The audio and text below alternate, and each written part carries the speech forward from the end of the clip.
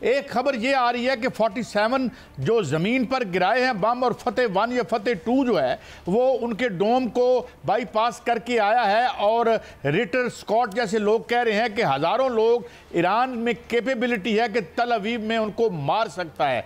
तो क्या ये किस कीमत पे जंग करेगा नेतन्याहू अपनी गवर्नमेंट बचाने के लिए? ये कैन ही ये इस लॉस को वो भी समझे बेयर कर सकता है? नेतन्याहू की बड़ी बदकिस्मती से जो उसकी जो सोच है वो ये है कि एक तो अपनी हुकूमत बचाना चाहता है। उसको ख्याल है जिस वक्त जंग ख़त्म हुई उस वक्त मेरे ख़िलाफ़ मुकदमे भी होंगे और अपोजिशन मेरी जो है वो इकट्ठी हो जाएगी, इलेक्शन जल्दी करा जाए। इलेक्शन जो थे वो 2026 में ड्यू थे। प्रेशर जो है वो ये पड़ रहा है कि इलेक्शन जल्दी कराया जाए और अपोजिशन इकट्ठी हो रही है। नेतन्याहू ने ये किया है ये करके कि दो चीज़ें कर दी हैं। एक तो उसने अमेरिका को इसमें खींचने की कोशिश की है, नंबर 1। नंबर 2 वो ये कर रहा है कि जो उसको पता है जिस दिन जंग बंद हुई उसी दिन बैनुल अक़वामी बरादरी बशमूल यूरोप के बहुत से ममालिक कहेंगे कि फ़ौरन अब 2 स्टेट सलूशन आना चाहिए जिसमें फ़लस्तीन की रियासत अलहदा हो। नेतन्याहू ये चाहता है कि इसके ऊपर बातचीत अभी ना की जाए। हालांकि वो दिमाग में उसके अगर हो भी कि अल्टीमेटली ट्रंप भी आ गए तो क्या करेंगे, वो क्या सारे अरबों से जंग कर लेंगे, सऊदी अरब से, यूएई से, कतर से, जहां उनके बहुत से मफादात हैं। तो मेरा कहना यह है कि नेतन्याहू की ये गेम है कि इसको मसले को ही ख़त्म कर दे। इस जो अंडर डिस्कशन आएगा अगर आज जंग बंद हुई लेकिन सर तो कल शुरू हो जाएगी। देखा जा रहा है कि नेतन्याहू जो है वो इसको सिर्फ सियासी नहीं नजरियाती भी इस मामले को ले रहा है, क्योंकि ग्रेटर इसराइल का जो मंसूबा है वो उसकी तकमील होने जा रही है। उस तरफ जो है वो इसराइल चल पड़ा है, जो कि नील से लेकर फरात तक या फरात से नील तक, करबला से लेकर सऊदी अरब तक, ये सारे नक्शे सामने आ रहे हैं। तो क्या नहीं नक्शे ये तो कोई जो है वो पागल आज के दौर में सोचेगा? नहीं, ये मैं नहीं कह रहा। मैं ये कह रहा हूँ कि इसराइल, आप उससे कोई ज़्यादा नतीजा निकाल रहे हैं। मैंने ये कहा है कि इसराइल की जो गेम है, जो नेतन्याहू की गेम है, वो ये है कि अगर आज जंग बंद हो जाती है तो फिर एकदम बैनुल अक़वामी बरादरी कहेगी कि 2 स्टेट सलूशन लाओ। अब उसने चालाकी ये की है कि ये जंग को बढ़ा के 2 स्टेट सलूशन भी दूर कर दिया है और अब वो शायद इलेक्शन भी जल्दी ना कराए इसराइल में। अभी मुझे नहीं नज़र आ रहा कि कोई पागल होगा कि ये खुदा ना खास्ता ईरान पे एटमी हमला कर दे। ये तो मैं तस्वुर नहीं कर रहा। ये तो मतलब मेरे पास अल्फाज नहीं। सूरी साहब, मैं एक खबर देना चाहता हूँ आपको जो रिसेंटली अभी आई है, शायद आपने ना देखी हो। इजराइल ने ऑफिशियली कंफर्म किया है कि उसकी जो कई बेसिस हैं वो डैमेज हुई हैं इन मिसाइल अटैक से। ये अब कंफर्म खबर आ रही है। तो क्या इसका ये इफेक्टिविटी है? और ये जो कहा जा रहा है कि अगर वो ऑल आउट अटैक करता है तो Iran is capable of destroying all it's basis, कि वापस उसके जहाज उतर ही ना सकें, ये है कोई ऐसी बात या कहानी है? नहीं, इससे ज़्यादा ख़तरनाक है जहाज उसके उतर जाएंगे, इसको छोड़ें। ख़तरा उसको यह है कि ईरान के पास कैपेसिटी है कि अगर उसने उसके ऐसे ठिकानों को हमला किया जो आबादी के इलाके में है तो मास कैजुअल्टीज़ होंगी इसराइल में। वो उसके लिए बर्दाश्त करना मुश्किल होगा, एक छोटा मुल्क है। तो इसलिए ख़तरा यही है जिस वजह से मैं कह रहा था कि मुझे इज्जत आसान नहीं ईरान के लिए। हाँ, डराना धमकाना एक बात है, लेकिन मुझे जो ख़तरा है कि अमेरिका का राइट विंग मैंने देखा है, लेकिन जो उनके कई राइट विंग के लोग हैं, मसलन आज ही मैं फ्रीडमैन का पढ़ रहा था, वो ये एडवोकेट कर रहे हैं कि इसराइल को आगे नहीं जाना चाहिए इससे जो वो चला गया है, क्योंकि उनको ये ख़तरा है कि इसके नतीजे में उन क़ुव्वतों को फ़ायदा होगा जो ईरान की मुखालिफ है।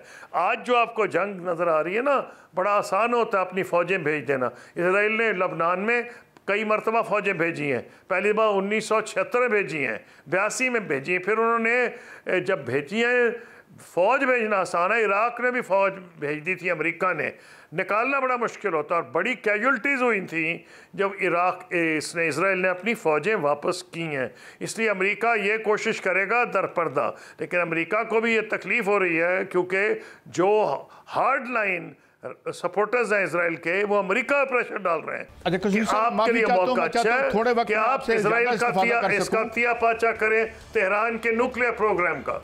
एक और मैं बहुत अहम बात आपसे, कुछ दिन पहले पुतिन ने एक स्टेटमेंट दी थी कि शी विल यानी Russia will arm the proxies, Iran proxies to the teeth, वो उसको जो यूक्रेन के पस मंजर में कह रहा था।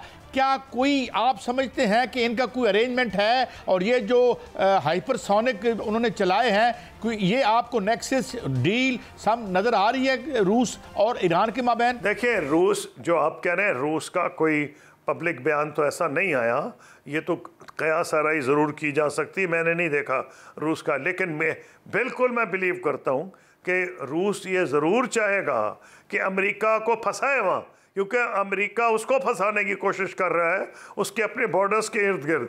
बिल्कुल ये पॉसिबल है। जहाँ तक हाइपरसोनिक मिसाइल है, वो हाइपरसोनिक मिसाइल्स ही इनके कुछ मेरा ख्याल है वहाँ पहुँचे। उसकी वजह यह है उसकी स्पीड है 5 times the speed of sound, और उसके लिए इन्होंने रिवर्स इंजीनियरिंग काफ़ी की है, और उसके लिए लाइट फ्रेम्स बनाए हैं अपनी मिसाइल्स के।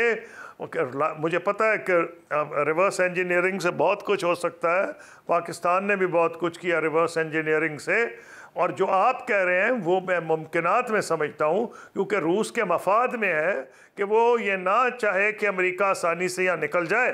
तो ये तो क़यास आराई की हद तक तो मैं मानता हूँ, लेकिन रूस ने ऐसा बयान मेरी नज़र से नहीं गुजरा। एक और सवाल, ये अपना हुर्मुज़ है, ये यहाँ पर जो सारे इनके लड़ाका जो शिप्स खड़े हैं, क्या फिर ये अगर ईरान के खिलाफ ऑल आउट जाते हैं, उसकी न्यूक्लियर कैपेबिलिटीज़ को वो न्यूट्रलाइज करने की कोशिश करते हैं, तो क्या ईरान फिर इन रिटेलिएशन इनको भी निशाना बना सकते हैं अगर अमेरिका शामिल होता है तो जो उसके एसेट्स हैं इन समंदरों में? जी, उससे भी बड़ा ख़तरा है।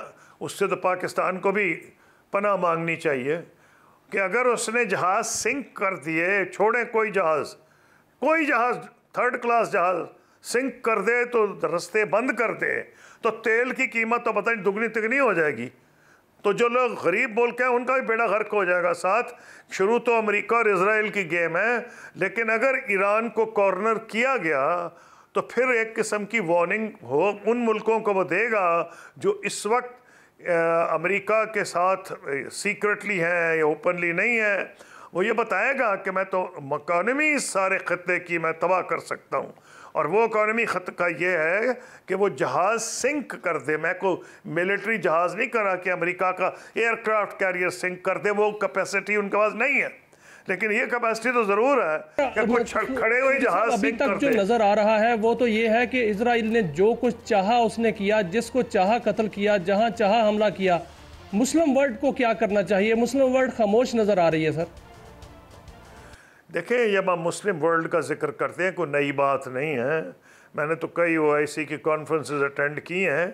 मुस्लिम वर्ल्ड कोई एक नहीं है, आपस में डिवाइडेड है, और डिवीजन्स हैं इंटरेस्ट के हिसाब से। अब आजकल इकोनॉमिक इंटरेस्ट है हिंदुस्तान के, मसलन सऊदी अरब, UAE और बहुत से मुस्लिम ममालिक के साथ बहुत अच्छे ताल्लुकात हैं।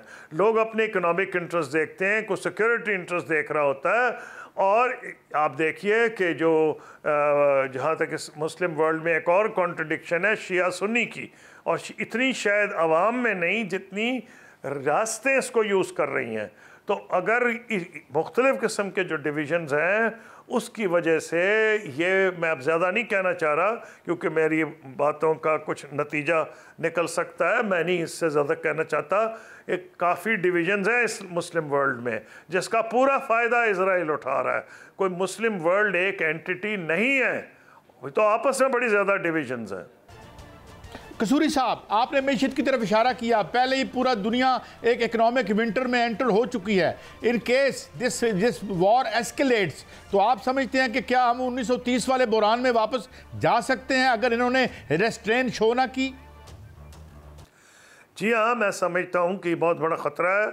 अगर उन्होंने जहाज़ सिंक कर दिए, स्ट्रेट ऑफ हरमुज़ बंद कर दिया, या बहुत मुश्किल बना दी नकलो हरकत, क्योंकि एक तरफ तो बैठा हुआ है सदर्न पोर्ट के ऊपर ये हूती बैठे हैं यमन के अंदर, ऊपर से ईरान की जहाज़ वो मिसाइल्स हैं जो कि जहाज़ों को निशाना बना सकती हैं।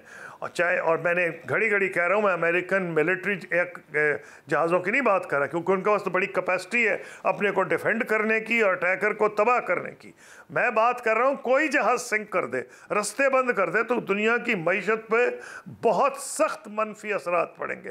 ख़ास तौर पे जो गरीब ममालिक हैं उनको बहुत ज़्यादा नुकसान होगा, तेल की कीमत बढ़ेगी, उसका तो पाकिस्तान पे भी असर पड़ जाएगा। Khurshid Mahmood Kasuri sahab, it is always a great pleasure to have you on the show, because जिस तरीके सराहत से, वजाहत से आपने ये मंजर खींचा लगता है, और हम दुआ करते हैं कि ये जो नेतान्याहू और इस किस्म के लोग ये एडवेंचर्स कर रहे हैं ये ना करें, because it can plunge the whole जो प्लेनेट है इनटू अंदाज़ा नहीं कर सकते कि हम कितने बड़ी दलदल में गिर सकते हैं। बहुत शुक्रिया आपका खुर्शीद महमूद कसूरी साहब,